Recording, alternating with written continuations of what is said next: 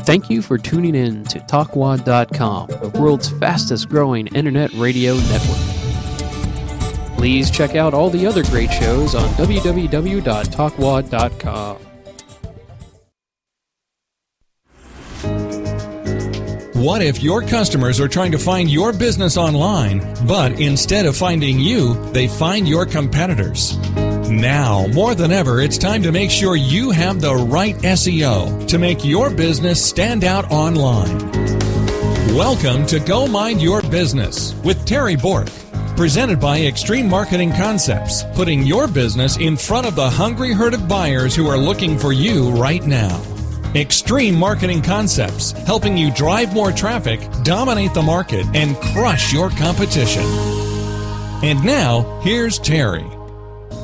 Hello, everybody, and welcome to another edition of Go Mind Your Business here on the All Your Business radio show, part of the TalkWad Network.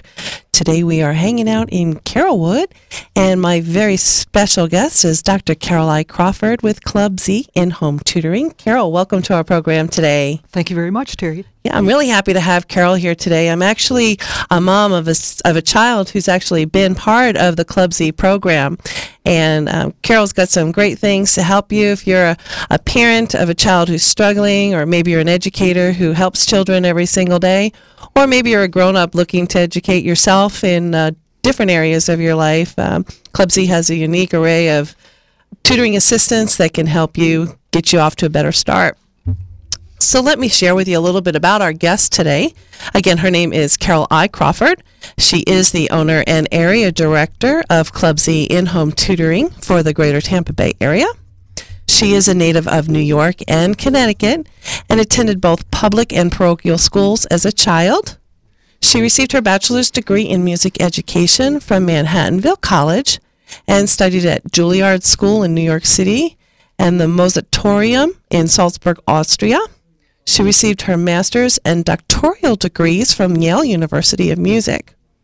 Dr. Crawford also served as a general director and artistic director of the Tulsa Opera from 1993 to 2008, and previously held staff positions with San Francisco Opera, Houston Grand Opera, Virginia Opera, and the Memphis Symphony. Her guest conducting credits include Opera Theater of St. Louis, Portland Opera, Minnesota Opera, the New World Symphony, and companies and orchestras in Germany and Iceland. And recently she was invited to Leonard Bernstein to assist in La Scala premiere of his opera, A Quiet Place. She has served as a panelist and adjudicator for the National Endowment of the Arts, Opera America, the American Symphony Orchestra League, and the Metropolitan Opera National Council auditions. She's a passionate advocate of music education and opera performance opportunities for young people. Dr. Crawford created youth programs involving thousands of children in Greater Norfolk, Virginia, Memphis, and Tulsa. Dr. Crawford relocated to Tampa in 2009 and re-entered the education field to direct ClubZ in-home tutoring operations in South Tampa, North Tampa, and Southwest Pasco County. Again, Dr. Carol, welcome to our program today. Thanks very much, Terry. Yeah, you have such an amazing background, and I'm sure that all that opera experience that you've had in music has really helped you get in touch maybe with some kids and help find an identifiable point to help them. Well, I think it's certainly given a perspective. Certainly traveling around the country, seeing different communities has given me a perspective, and I think there's a direct correlation between music study and academic performance, but we can talk about that later. Yeah, absolutely. So ClubZ Tutoring, it's a very interesting name for a tutoring company. Well, it sounds like a strip club, doesn't right? it? It really does. So there's got to be a story in there somewhere, so help me understand what that's about. There is a story, and this is what I explained to my parents. The founder of ClubZ actually was a parent himself, and he had a very young son, and he had a literary bent. So he decided to write a children's book for 4 to 5-year-olds, and all of the characters' names began with a Z. So that's where the Z comes from. As his child grew older, he either subscribed to Highlights magazine or was in the pediatrician's office and saw Highlights magazine, can't quite remember. and took a look and said, it's a great magazine. I grew up with it, Terry. Did you? I sure did. Yeah. No, highlight of my day. And it still is a great magazine, but he took a look at it, said, Lord, it's the exact same format as when I was 7 years old in 1960, but here's what's changed between 1960 and 1991.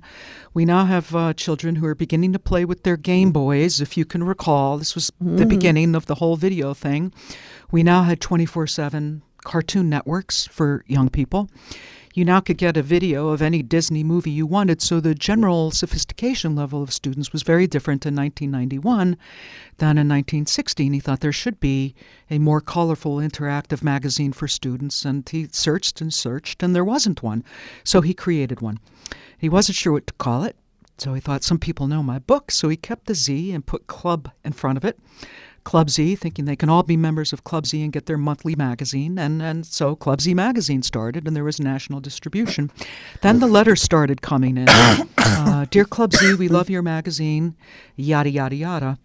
It was all about tutoring. We wonder if you could help us in a variety of situations. The parents were concerned that their child was not able to do this or that when they should be able to add in their head, multiplication tables, read. But the teacher said they were fine and on level, and the parents were, no, they're not. Or the teacher would say, I think tutoring would help, but I don't have time to do it myself, and I can't exactly tell you where to go. Or they had gone to a tutoring center, and all the tutoring center helped somewhat. It was assigning additional work, and the parents didn't necessarily want that. Or they had had a tutor, and then the tutor quit, a variety of situations. Okay. So he put on his thinking hat, and by the early 90s, analyzed the situation. And what's one thing parents have less and less of in the future outside of money? Of course, very often, and the answer was time. And as you know, parents are just busier and busier. We have more situations where both parents are working. We have situations with single parents where that's extremely difficult. And we have situations where schedules can be a nightmare. So he saw a need and said, I can address this and help. And so he started ClubZ, in-home tutoring, and we're based on three things. Number one, we'll tutor at the home or grandma's house or the library or the after-school program or Starbucks or Barnes & Noble, wherever people want to tutor. Number two, we'll base the tutoring on the assigned schoolwork and homework first. That's first and foremost, not teaching another method. Let's help with what the child is actually doing at school. And then number three, on a case-by-case, as-needed basis, we'll be in touch with the student's teacher to make sure everybody is on the same page. So ClubZ started here in Carrollwood, actually in Tampa, in 1995. And now there are 500 locations in the U.S. and Canada, meaning area directors like me. So it's the largest in-home tutoring company in North America. But it started right here in Tampa, Florida in 1995. Wow, that's awesome.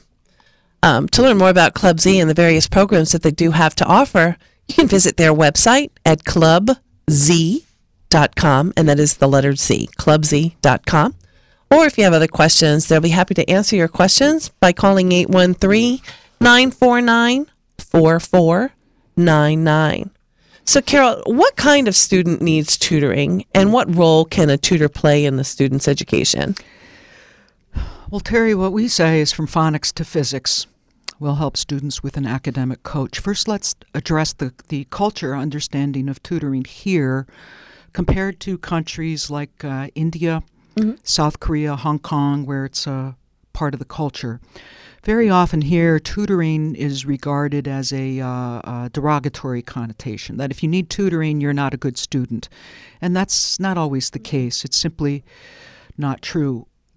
Looking now at something we're very well aware of, let's talk about debt of many college graduates now. If you're in medical school or if you're in law school, you graduate and you have hundreds of thousands of dollars in debt very often. Therefore, you'd like to have scholarships to college. Well, how do you get scholarships to college? Well, we're in the era of high-stakes grades and high-stakes testing, so presumably you'll get a scholarship to college if you have not only financial need, but good grades. Well, how do you get the good grades, and how do you get the important test scores for admission into some of these colleges now, specifically SAT and ACT? Let's face it, for the most part, the most desirable place to attend university is the United States. or college. We welcome people from all over the world.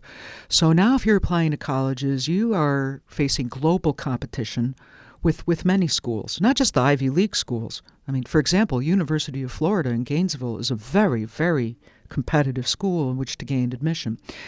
So how do you get good test scores? Well, that depends how you're doing in high school. Well, how do you do in high school? Well, that depends how you're doing in middle school. How are you doing in middle school? Well, that all goes back to how you did in elementary school. So there's no simple answer. But one of our first things to help parents usually is they're not satisfied with the grades that their children are getting. And that can vary. Some parents are satisfied with C's. Some parents want their students to have all A's. We don't dictate that. Whenever we meet with a student and a parent, which we always do before we assign a tutor, I wouldn't do it any other way, we ask the parents, what are your goals? What are your academic goals? If your child has difficulty passing, period, it would be unrealistic in 2 months to set a goal that we must have an A. It will take effort to help that child pass. You can have other situations with some of these high school students. They want all A's and they want a GPA that is well above a 4.0. So that's a different specific goal. So I would say, in answer to your question, what kind of student needs tutoring, it is extremely diverse. We've had so many interesting requests from preschoolers as early as 3 years old to a 78-year-old widow who had a special request if we could help her with something. Oh, and that's awesome. So, so tutoring does play a huge role, or can play a huge role in somebody's education regardless of age. Well, here's something I tell parents. If you look at your typical public high school now, high school is a small city. You can have 2,000, 2,500 students. Just think what a principal needs to know. Many of us run small businesses. We might have 2 to 10 employees. Imagine being a high school teacher and you have this many employees and this many students. It's massive. And I wish it were possible that each student could receive the individual attention that he or she may need, but it's not always possible. Let's take your typical high school math class. Let's say you have 30 students in that class at varying levels, and let's say your typical class period is 45 minutes in length. Even if the teacher wanted to give every student in that class 2 minutes of individual attention per class, it's not possible. Right. And sometimes I beg parents to look at things that way. This is not to criticize the teacher, and of course teachers vary too, but it's trying to gain an understanding of how many students a teacher is responsible for. And so if a student runs into trouble, realistically, what can a teacher do in the course of an actual classroom setting to spend 10 or 15 minutes with that student? And the answer is nothing. So this can be a situation that can warrant tutoring. I'll never forget seeing a TV interview program about tutoring in Hong Kong. And about half of the students in Hong Kong tutor. And I'll never forget this adolescent boy. He's around 14 years old and said, well, why do you tutor? He said, because I want the A's. I would never get the A's without the tutoring. It was very simple. He was obviously a very intelligent boy, but he wanted the tutoring to help him understand the material in 1 hour instead of it taking him 4 hours to understand the material. Okay, great. And, as grown-ups, we may not call them tutors, but, many of us have coaches.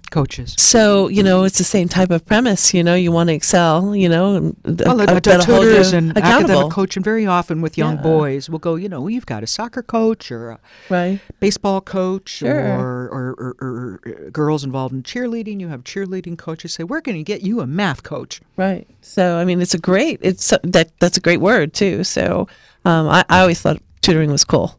So are there any subjects that are more requested than others here in the Tampa Bay area? It would depend what grade level. I'm happy to share what our most requested subjects are. Yes, please.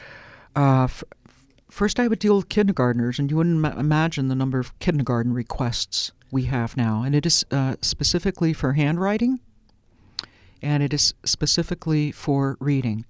But on that level, it would be more a question of phonics. Okay. Assistance. Mm-hmm. And then we find out which schools are teaching phonics, perhaps in a way that you and I were taught, and which you're not.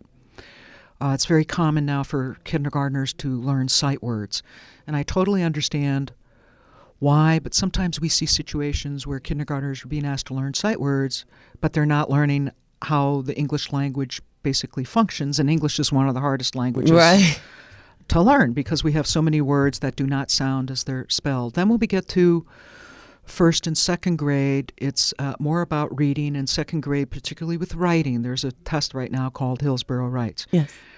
Then we receive a lot of requests for third grade because it's the first year of FCAT. Then we receive a lot of requests in fourth and fifth grade. If it's not for reading, it's for math, because we're constantly trying to push the mathematic abilities of our students. I understand why some of them are having problems, but that's often an issue. Then hands down in middle school, it is math and pre-algebra. And then when we get to high school, it is typically math, chemistry, biology, certain AP courses, and always SAT and ACT prep. And then on the college level, it's very often economics and statistics classes. That can also be adult requests. But then we receive adult requests for reading and writing, if you can believe that. No, I do believe that. I think when we're older and we're using it for business, knowing how to properly structure something in the corporate world is really important. So I can see how a grown-up could benefit from. Or we tutored once a 65-year-old woman who was going back to school she was convinced that Social Security is going to be cut.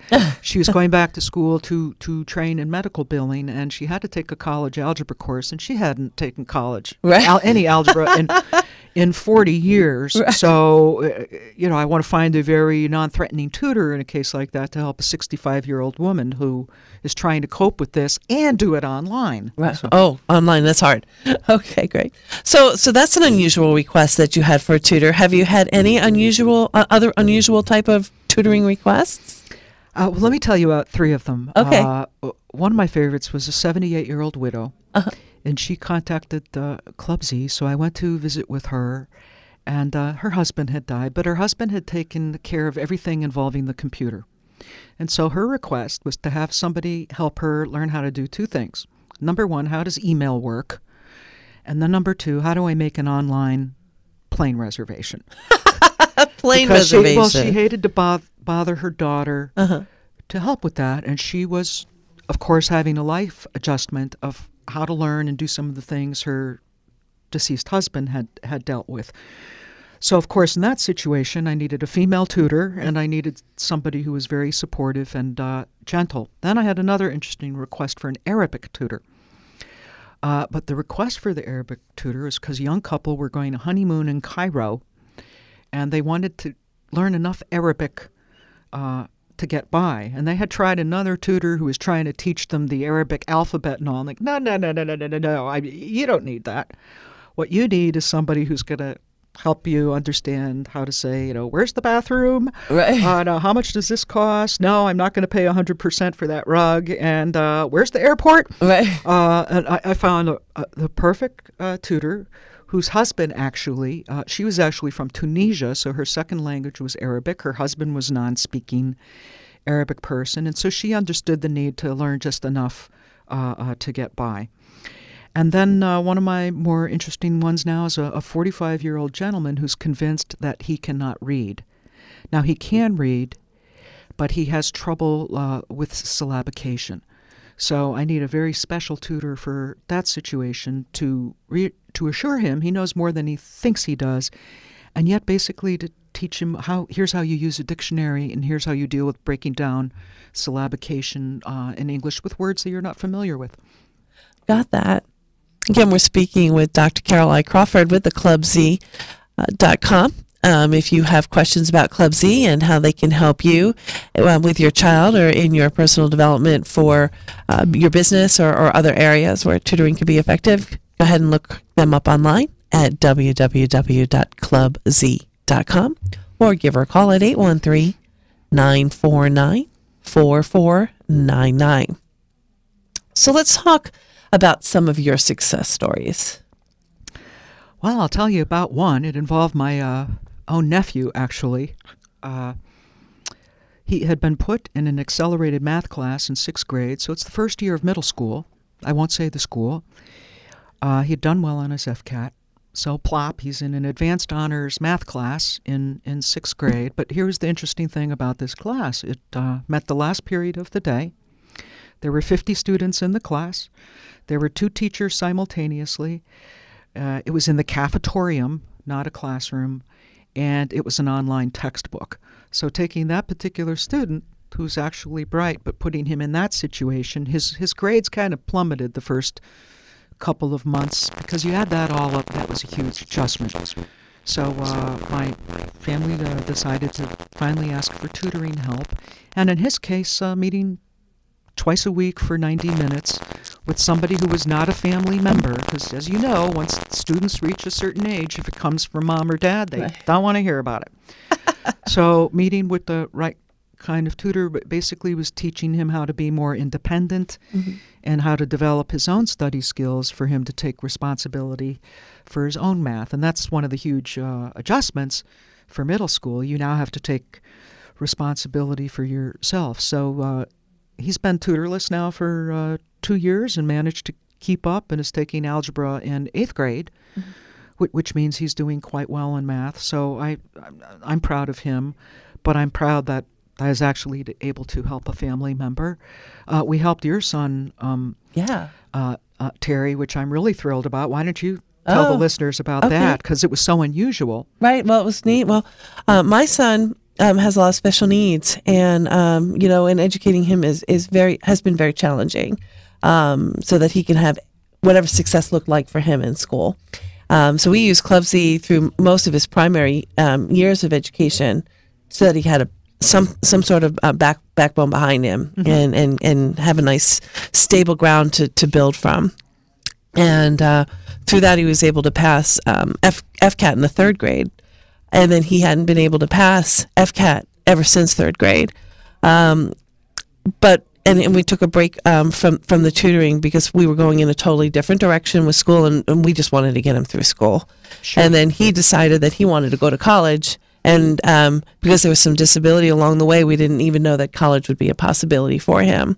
And he decided one day, I'm going to college, and I want to go, and turned his grades around and started participating more in school, and said, Mom, can you help me pass the ACT or the SAT? Don't care which one, but I need to pass it in order to graduate high school with a standard diploma and get accepted into college. And it was great, because we were able to tailor a program specifically around his needs so that he could pass his portion of the exam. And he raised his reading up from a 13 to a 21. And to me, that's a huge figure. I don't know if that's normal or not normal, but we got him to understand the passages that he was reading, what to look for in the passages that he was reading. And because of that, and some of the other study skills that his tutor taught him, was able to raise his math score up a little bit as well, which put him as a contender and able to qualify him into getting into a college of his choice. And I couldn't have been more thrilled in the amount of time that was designated to help him. In quite a short amount of time, actually. Of course, which is another thing.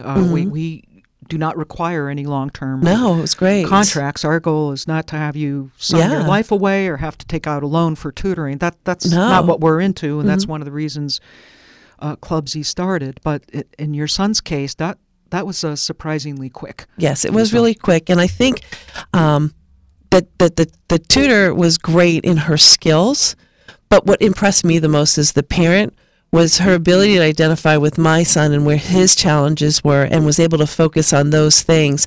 And every week or every time that they got together for a session, knew where the weaknesses were, and really honed in on those skills and said, let's look at that again, so that he could hear that in his head. So when he was practicing, he could hear his tutor talking to him. So he was able to bring that to the exam and actually pass the exam. And I found that amazing. Terry, I've occasionally, I'm very, very busy. I don't have a lot of time to work with students, but occasionally I'll work with a couple of situations. I like to tell the little ones, okay, now what's more important?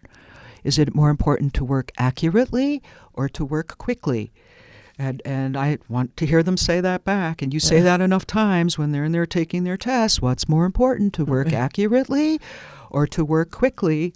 And absolutely, that's one technique. So I'm very proud. I'm very happy for your son. But we've been able to help many children whose DRA levels, diagnostic reading assessment levels, were below the grade they needed to pass on to the next grade. And very often we are able to help with that. But we're also understanding and supportive occasionally of a situation when it may be better for a student to stay in a grade. You know, if they get by just by the skin of their teeth, they still may be struggling the next year. So we try to look at every situation from 30,000 feet. Got that. Okay. Has there been any difficult tutoring requests that you've had to fill? We've had some situations where, in all honesty, it's the parenting skills of some of the parents where you're crossing a fine line. It's difficult with a lot of these smaller children when they're told, read 20 minutes every day, and they never see their parents read. Do you know what I mean? Reading is a lifestyle, not just something to do because school says to do it or you have to take a test. So I think sometimes I like to ask parents of younger students, if your children don't see you reading, that you love to read, why should they be reading? Right. The message you want to convey is that it's a lifestyle. And we also had a young man we just signed up. We're trying to help the parent understand to get diagnoses. We suspect there's a hearing problem. We suspect there may be an audio processing issue. So we're not diagnosticians per se. We would never do that. But we would advise them, based on our experience, that some of what we're seeing may point to more than how they are instructing at school or what I know you're trying to do as a parent. So we suggest you do this and this. If the child needs tubes in their ears to hear, well, that could take care of a lot of stuff. Right, so got that. That's how I would answer that. Excellent. Okay. We are going to take a quick few-minute break and have a word from our sponsor here at Go Mind Your Business, part of the All Your Business radio show here at the Talkwad Network. We'll be right back after a word from Extreme Marketing Concepts.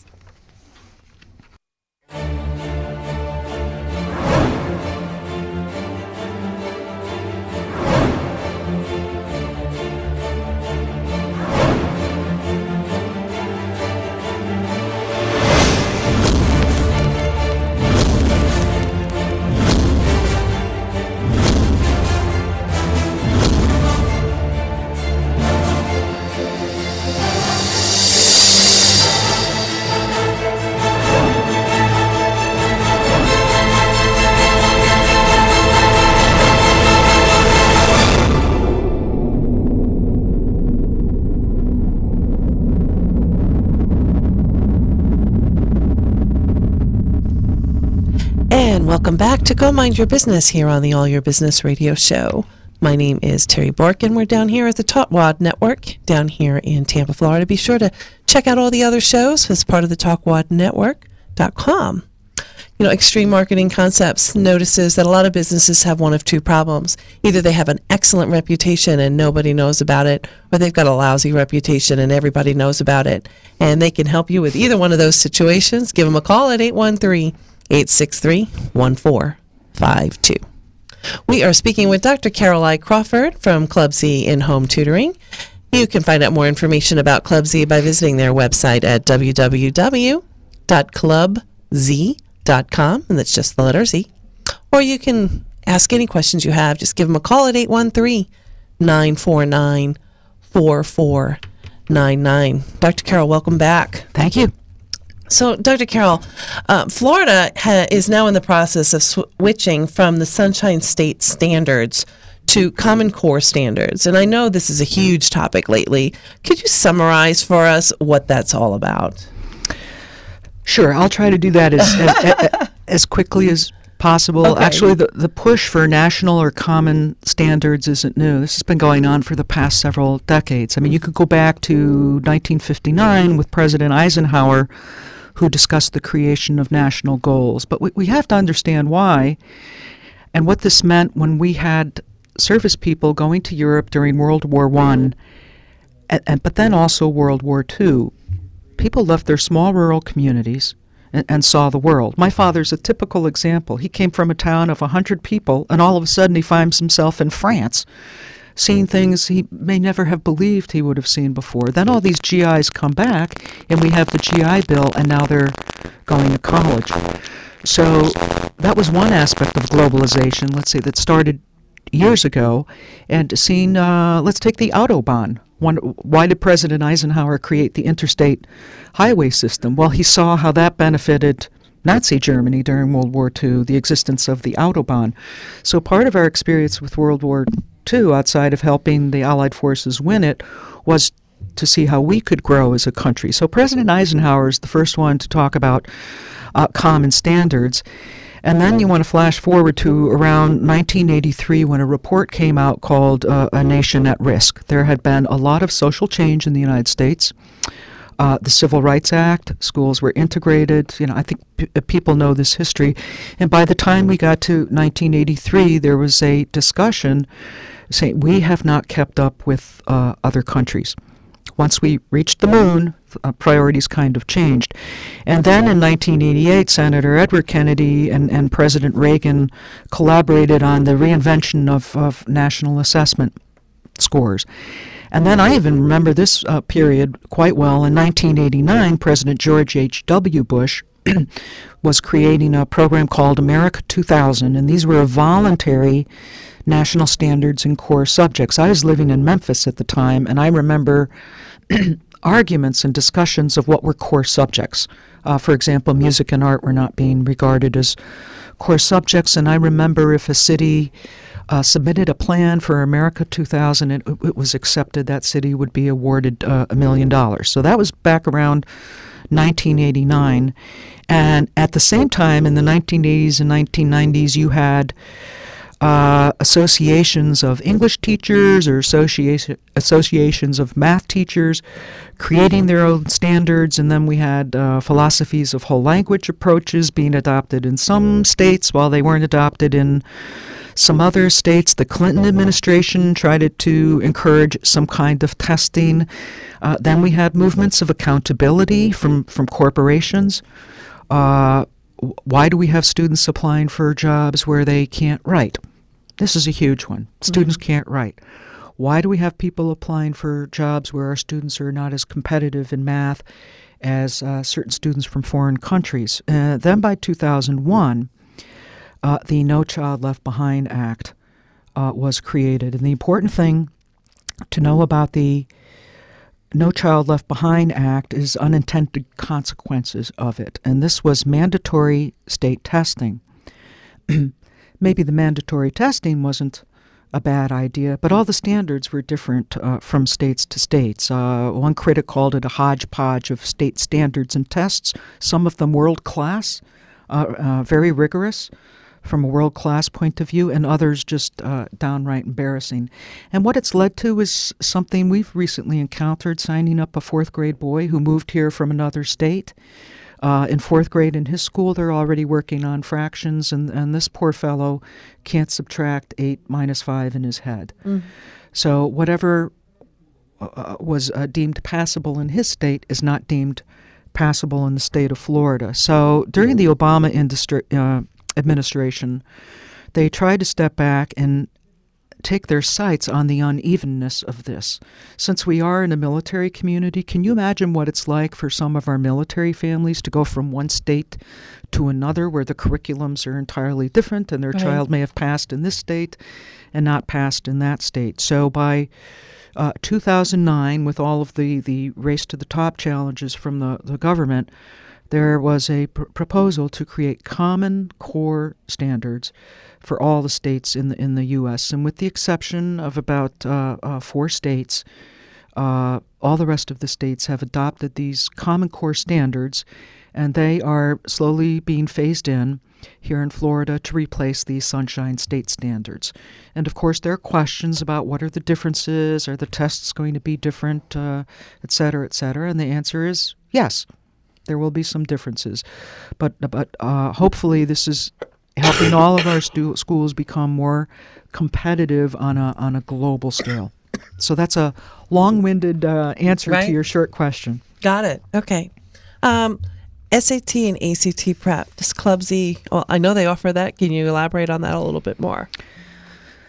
Sure. The reason the SAT and ACT were instituted in the first place is you were a college admissions officer, and I'm speaking years ago, and you have student A who has all A's from this tiny rural community in, like where my dad was from in upstate New York. And then you have this student who has all A's from Hunter College High School in New York City, which is probably one of the best high schools in the country. And of course, we have some terrific high schools here in Tampa, Plant High School being one of many. So the college admissions officers were aware, well, an A in this school might not be the same as an A in that school. So these tests were originally created to kind of give a level playing field to assess what are the academic skills and abilities of the students. Now, as attending college has become, has evolved, and more students are attending college, and now we're being told more and more students need to graduate from college, the importance of these test scores has grown and grown. Do I always like all of it? No. Are there some excellent students who do not test well on standardized tests? Absolutely. But life's not fair. And if there are certain schools you want to apply to or get a Bright Future scholarship or stuff like that, you need to perform at certain levels on these tests. You want to go to certain very competitive schools. Well, on your SATs, you want to try to get at least a 700 on some of these sections. If you want to be go into the art, into the sciences or math at University of Florida at Gainesville, if you have a 16 on your math section, well, that's not going to bode very well with the admissions officers. So we do provide SAT and ACT prep help that's tailored to the students, and we also do groups as well, and anybody can call to learn about that. Got that. Okay. Now, where are some of the tutors from that you work with? Terry, they're from all over. I have tutors who are full-time teachers. We advertise and say quite honestly that our tutors are certified teachers and or degreed professionals. I've seen a pattern here very often. We'll have full-time teachers tutor with us, and I think another thing that you and I recognize, and some of our listeners have to recognize, is how much administrative work teachers need to do now. Things like Edline or the online access to grades that all the parents utilize now, they're terrific in a lot of ways, but guess who has to enter all of that data? Right. Let's take Mr. Math in a large high school of 2,500 students, and you have 150 of them, and every week or 2 or 3 times a week, you're supposed to enter all of this data into Edline. It takes an enormous amount of time. So very often I've had full-time teachers who started tutoring and say, Dr. Crawford, I am so swamped at school, Right. I just can't continue this. And then it depends on the subject. One of our finest physics and chemistry tutors and all is a gentleman who actually is a computer programmer for a bank. Now, he could have taught on the college level, and he has, but he wanted to make money. Right. So, but he is, with hands down, one of our finest tutors. So we have students who are tutors who are in graduate school, tutors who are retired teachers, tutors who are current teachers. Some of our best tutors have been intern teachers, where they're fresh, they're fully committed to the 1 or 2 students they're tutoring. That's terrific, because I want each one of our students who we tutor through ClubZ, for them to feel that the time they're spending with the tutor, that tutor is in their corner 100%, taking the time to understand what it's going to take to help that student get from point A to point B. Got it. Okay. I understand that you were in Iceland and Finland this past fall, and one of the reasons you traveled there was to learn about their educational system. So can you share with us a little bit about what you learned?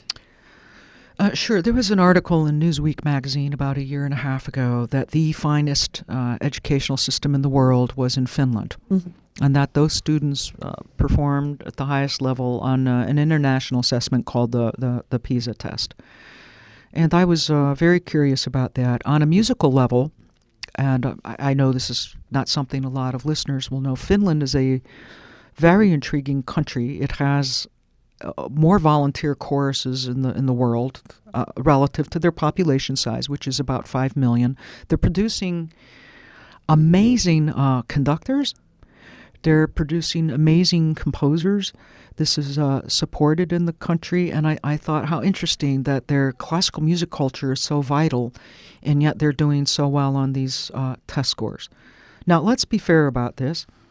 That is a country of 5 million people versus our country, which is in excess of 300 million people. Right.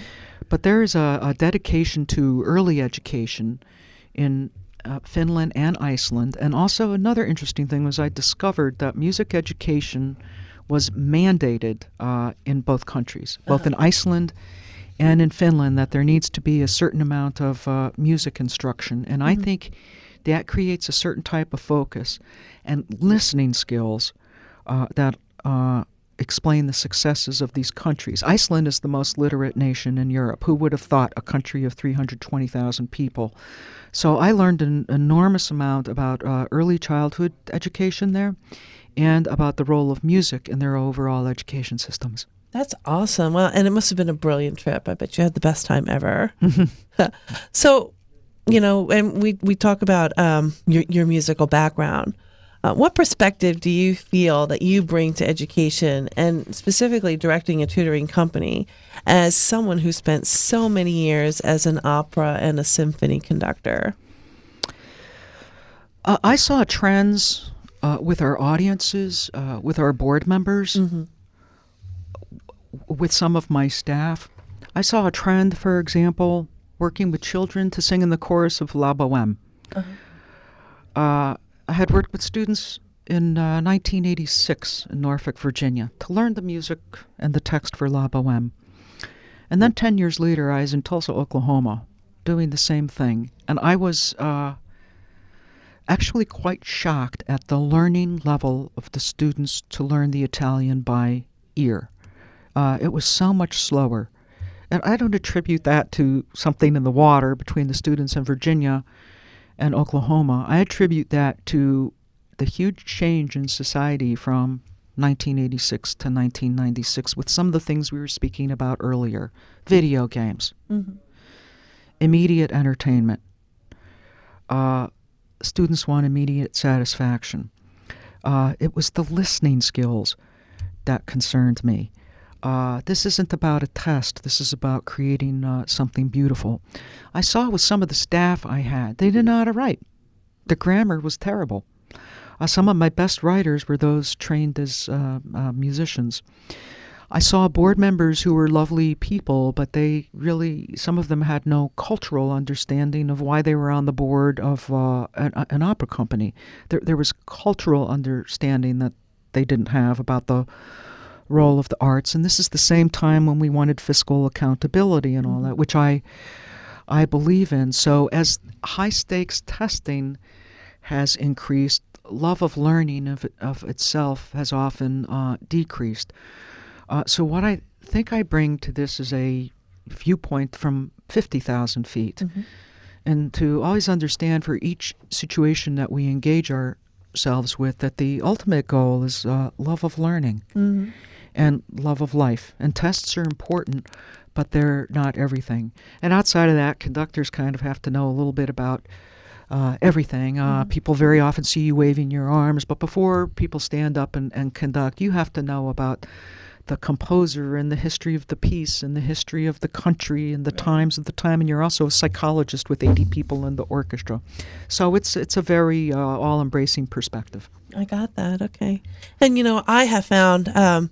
I've seen it with both my children, just in music alone, that for my daughter, who's very bright, found music, when she incorporated music into her learning style, she was able to pick things up much simpler. We found that with her doing her multiplication tables to a tune, really helped her. Into a rhythm. Into a rhythm in music.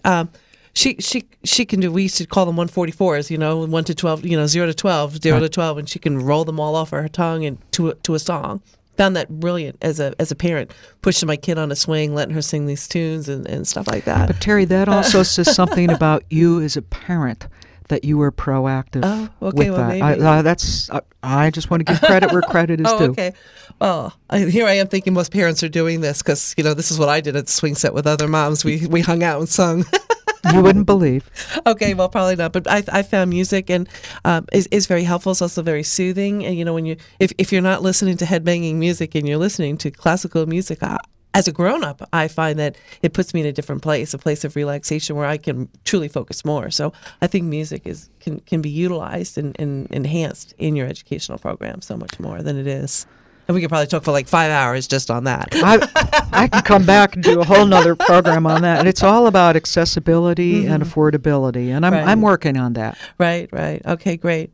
But I do want to share, if your child is having difficulty reading, I know that ClubZ can absolutely help your child with reading tips or math tips and multiplication. And, if they're just stuck and they need, a quick fix, you can help with that too. Mm-hmm. Is there anything that we haven't spoken about today that you'd like to add to our program that summer vacations? I was visiting in Germany right at the end of June and met a teacher, and they were just about to go on their summer vacation for a total of 6 weeks. Mm-hmm. And she said, it's too long. She said they forget everything after 2 weeks. I said, you should come to the United States. These students are off out of school for summer for 10 to 11 weeks. Right. So I think the key thing is it's really important to me not to let students put their brains on vacation from June to August, particularly with the younger grades. You need to keep these brains active in order that they do retain. So we're in the process of speaking with some parents now who want maintenance. Uh-huh. It's not that their child can't read or not fail, but our summer vacations from school, which were based on a different time in the history of the United States when we were an agrarian society, that time has elapsed, and yet for a variety of reasons, we're still giving these 10 and 11-week vacations from school, and they're just too long for too many students. I got that. Okay. Well, if you have questions about how tutoring can help your child, help yourself with your academics, or help you in your career, you can go to ClubZ's website and learn more about them and how they might be able to help you. I know Dr. Karloff says they help people think to learn and learn to think. That's right. So they can help you do the same thing. ClubZ at www.clubz.com, or give them a call anytime at 813-949-4499. They are happy to help you with any question that you might have at all. Carol, I want to thank you for stopping by our program today and sharing all this information with us. Thank you so much. Terry, thank you for the opportunity. Oh, it was just great. Thank you so much. You've been listening to Go Mind Your Business here on the All Your Business Radio Show, part of the Talkwad Network. My name is Terry Bork. I thank you for dropping by with us as well today. And until next time, I wish you to go mind your business.